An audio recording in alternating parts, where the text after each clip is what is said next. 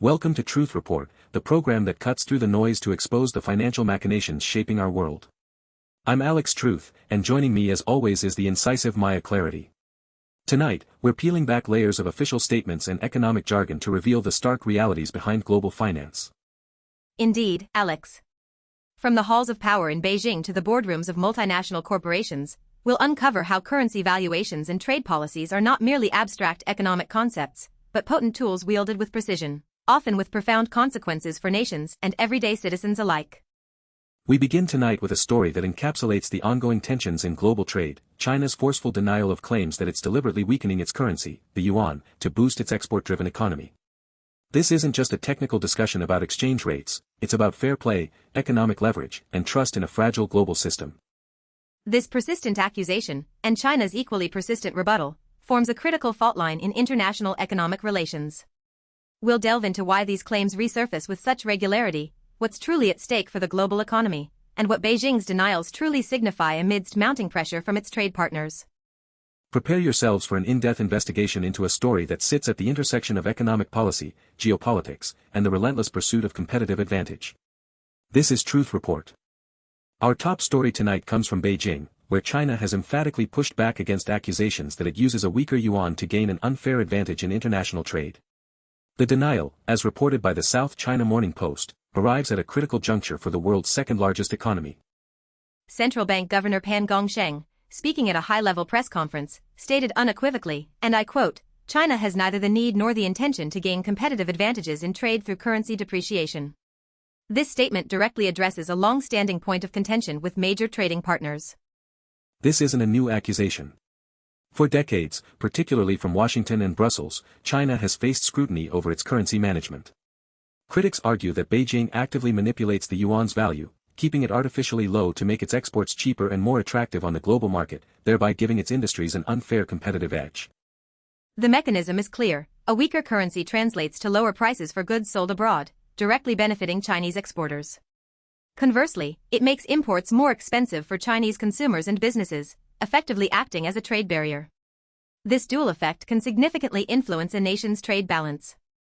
The People's Bank of China, or PBOC, doesn't operate a free-floating currency like the US dollar or euro.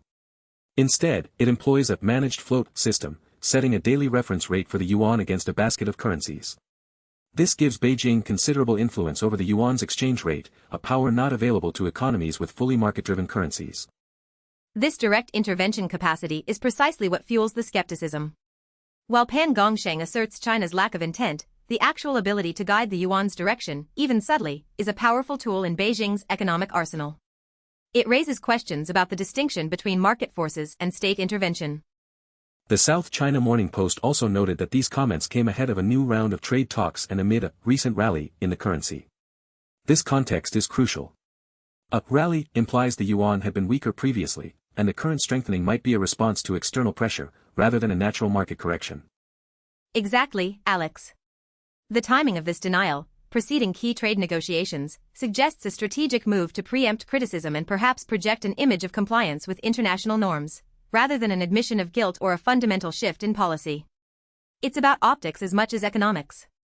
And who are these trade partners putting pressure on China? Primarily the United States and the European Union, who regularly point to persistent trade deficits with China and question the fairness of China's broader economic practices, including its currency policy.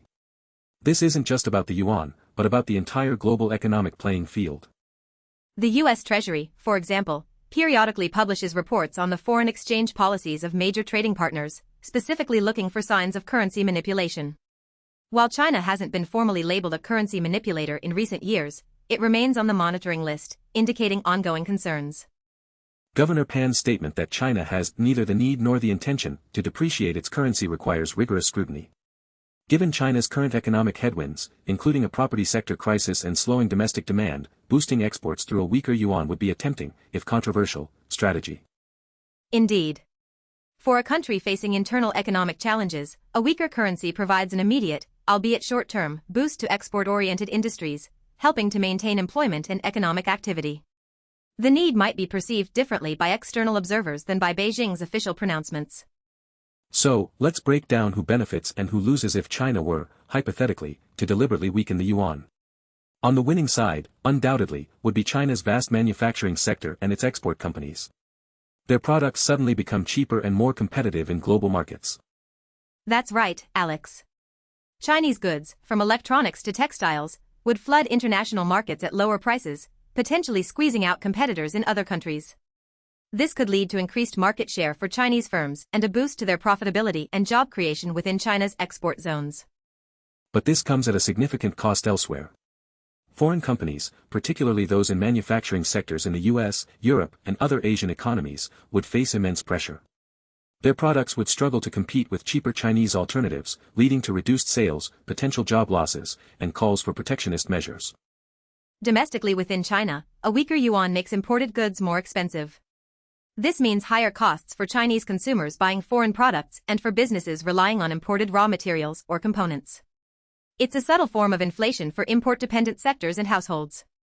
And globally, a sustained depreciation could exacerbate trade imbalances, fuel protectionist sentiments, and potentially ignite retaliatory tariffs. It destabilizes the intricate web of international trade agreements, leading to a lose-lose scenario for global economic cooperation and trust. Ultimately, while a weaker yuan might offer a short-term boost to China's exports, the long-term cost could be a further erosion of its international reputation, deepening economic friction with key trading partners, and undermining its aspirations for the yuan to become a truly global reserve currency. Trust is currency here, too. This issue of currency management is not merely an economic debate, it's deeply entwined with broader geopolitical power structures. China's state-controlled economic model, where the government and central bank possess significant levers, stands in stark contrast to the free market principles advocated by Western economies. Precisely, Alex. The yuan's exchange rate becomes a proxy in the ideological struggle between these economic systems. For Beijing, maintaining control over its currency is seen as an assertion of sovereignty and a necessary tool for managing its complex economy and achieving national development goals. Yet, for countries like the United States, allowing market forces to determine currency values is a fundamental tenet of fair trade. Perceived manipulation of the yuan is viewed as an unfair advantage, a distortion of the global trading system that undermines the very institutions designed to ensure a level playing field. This constant friction challenges the fabric of global economic governance. When one of the world's largest economies is accused of systematically bending the rules, it erodes confidence in multilateral bodies like the WTO and fosters an environment where trade disputes can escalate into broader geopolitical conflicts.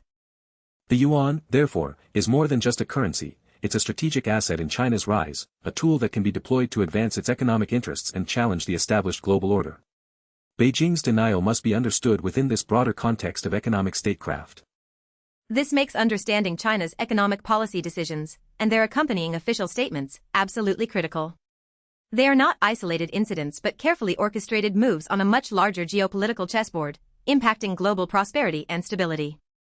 What we uncover when we dig into Beijing's denial of currency manipulation is a recurring pattern, a familiar rhythm in the symphony of international economic relations. This isn't an isolated incident but a consistent characteristic of how China engages with global economic critique. Indeed, Alex. Time and again, when concerns are raised by major trading partners about China's economic practices, whether it's industrial subsidies, intellectual property theft, or, as we've seen, currency valuation, the response from Beijing is often a resolute denial, emphasizing domestic needs and sovereign rights. This pattern of denial, despite persistent external pressure and historical evidence of state intervention, reflects a deeper strategic approach. It allows China to maintain its policy flexibility while rhetorically pushing back against accusations that it views as external interference or attempts to contain its economic rise. The implications are profound. This constant cycle of accusation and denial erodes trust in the global economic system, making it incredibly difficult to find common ground on issues that require genuine international cooperation. It frames discussions not as technical policy debates, but as contests of will and power. This contributes to the perception that China operates under a different set of rules, or at least interprets the existing rules in a way that consistently benefits its own economic agenda. For other nations, this raises fundamental questions about fairness and reciprocity in trade. And it forces other nations to consider defensive measures, whether it's through tariffs, trade barriers, or seeking to diversify supply chains away from China. This fragmentation of the global economy, driven in part by a lack of trust in equitable practices, carries significant costs for everyone. Ultimately, the story of China's currency, and its forceful denial, serves as a stark reminder that in today's interconnected financial world, even seemingly technical economic policies are deeply political. They are battlegrounds for influence, prosperity, and the very definition of a fair global order. The truth, as always, lies beneath the official statements. It requires us to look at actions, historical context, and the consistent patterns that reveal the true intentions and impacts of national economic strategies. This constant vigilance is essential for understanding the forces shaping our financial future. And the consequences ripple down to every citizen, impacting jobs, prices, and the stability of the global economy. Understanding these dynamics is crucial for navigating an increasingly complex and contested financial landscape. We've taken a deep dive tonight into the persistent allegations of currency manipulation against China and Beijing's equally steadfast denials. It's a story that reveals the intricate dance between economic strategy, geopolitical ambition, and the constant struggle for fair play on the world stage. Your awareness is your most powerful tool. Understanding these complex financial stories helps you see beyond the headlines and recognize the deeper currents shaping our shared economic future. We encourage you to seek out diverse sources and critically evaluate official narratives. Continue to ask questions, continue to demand transparency, and never stop seeking the truth behind the financial power brokers. That's our mission here at Truth Report, and it should be yours too. Thank you for joining us on Truth Report. We'll be back next time with more in-depth investigations into the financial forces that impact your world. Good night. Good night.